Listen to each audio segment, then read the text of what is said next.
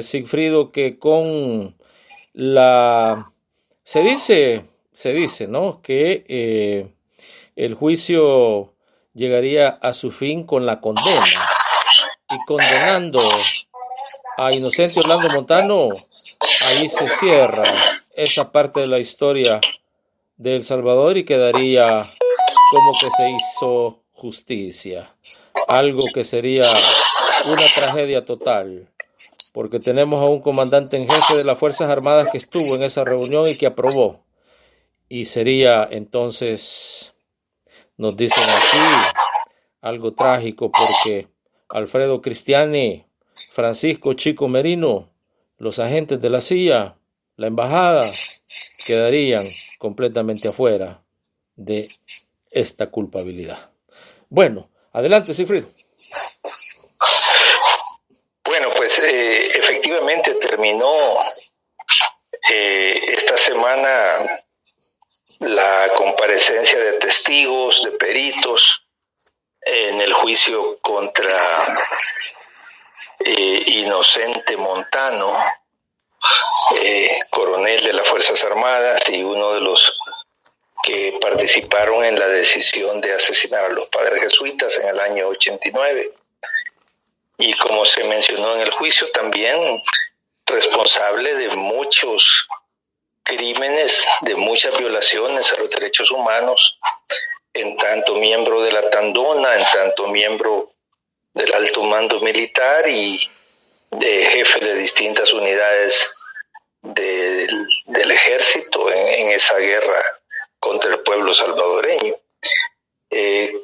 Creo que podemos sacar algunas conclusiones. Creo que, en primer lugar, parece bastante inobjetable que los testimonios que se han ofrecido son contundentes en cuanto a señalar la responsabilidad no solo del coronel Montano, sino también de un grupo de militares y de civiles en toda esta confabulación que llevó al asesinato de los padres jesuitas y posteriormente al encubrimiento del crimen.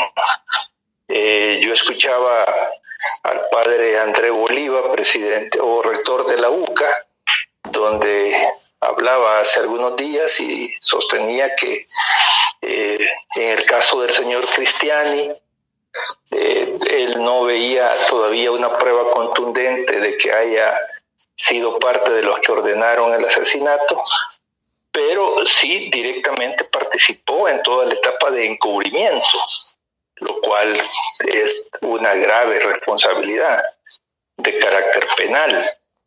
Es un juicio que emite el padre Oliva.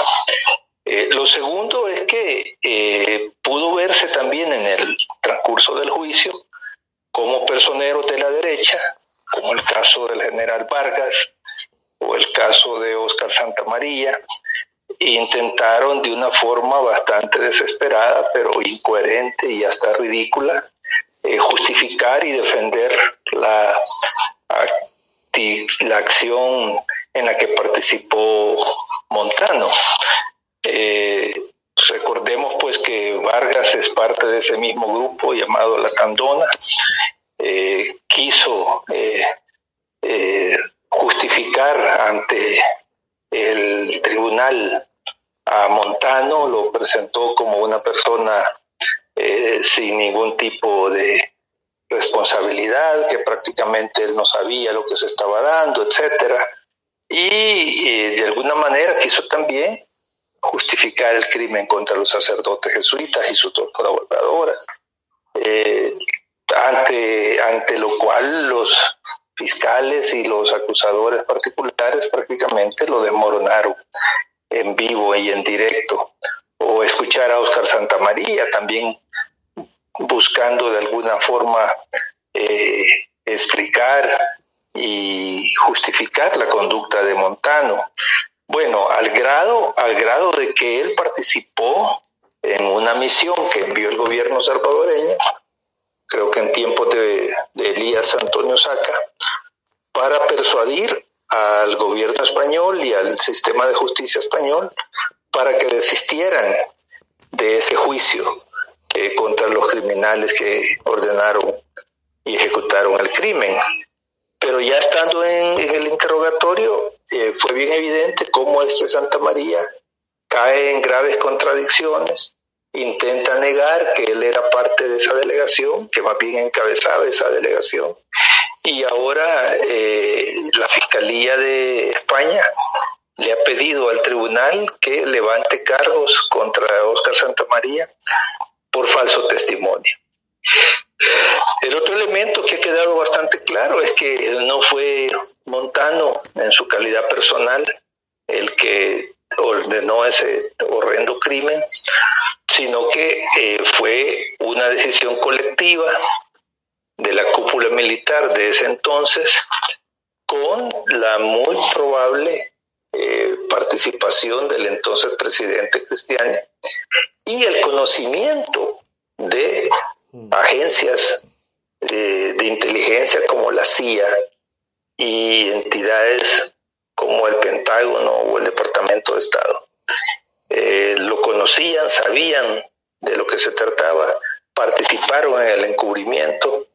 Es dramático ver a los esposos Bernal, que fueron testigos que quedaron vivos.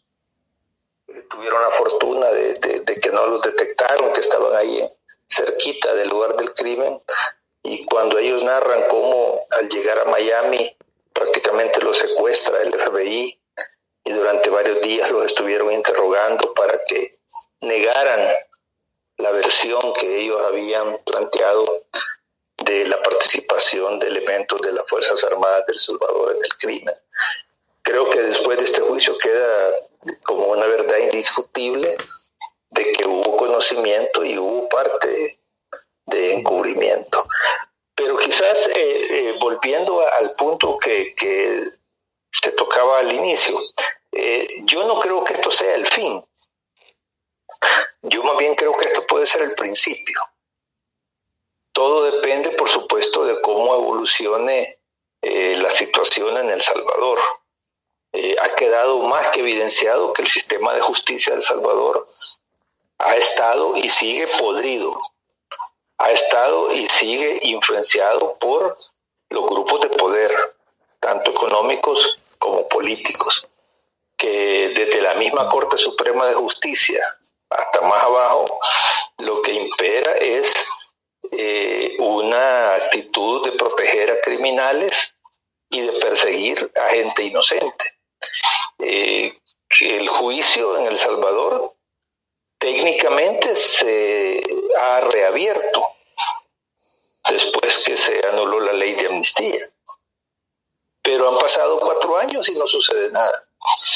Han pasado 4 años y no se ve de parte de los magistrados de la Corte Suprema, ni de ningún otro elemento del sistema judicial, ni mucho menos del fiscal general, que prácticamente está al servicio de los grupos de poder, interés de mover el juicio contra los autores intelectuales y materiales que todavía están vivos y que están en El Salvador.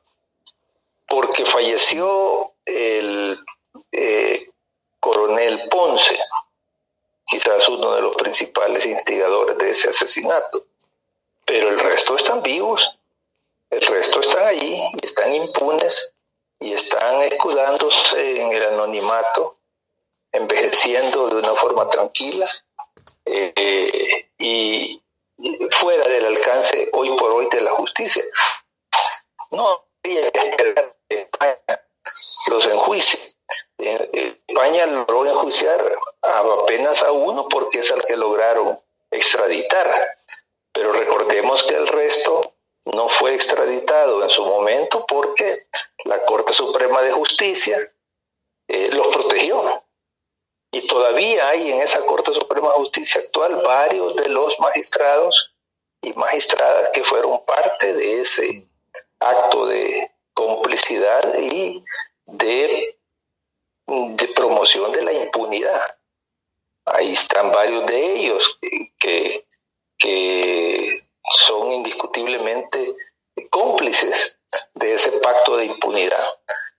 Pero bueno, las cosas cambian, podemos esperar que en algún momento la justicia en El Salvador, comenzando con la propia Corte Suprema, pues llegue gente decente, llegue gente honorable, llegue gente realmente comprometida con los valores de justicia y de verdad, y puedan pues retomarse de forma seria y de forma creíble los juicios contra los autores intelectuales y materiales, y que por supuesto llegue también un fiscal decente, un fiscal que no se presta a las presiones u órdenes de los grupos de poder y que aplica la justicia de manera justa, correcta e imparcial. Y por hoy tenemos un fiscal que da pena decirlo, es un fiscal de pacotilla que se calla ante los verdaderos delitos y más bien se dedica a perseguir aquello que criticamos y señalamos, las injusticias y la corrupción del sistema político y del sistema judicial. Dándole lectura aquí al chat room, amigos y amigas, recuérdense que todos ustedes lo que están enviando, bueno, vamos a tratar de poner todo junto acá y ver cuáles son los que parecen más y ponérselos aquí, aprovechar a Sigfrido Reyes, que ha estado pues bien adentro. Dos cositas acá, las vamos a poner juntas. Sigfrido, tal vez puedas ayudar si se puede.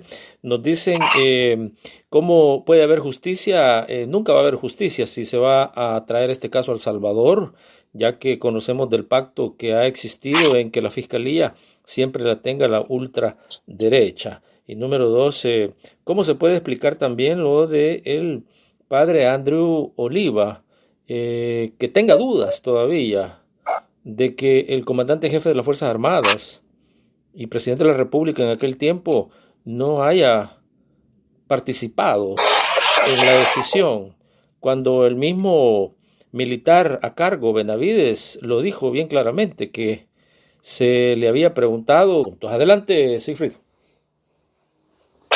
Bueno, efectivamente, las declaraciones de distintos testigos, particularmente la del ex teniente Yusi Mendoza,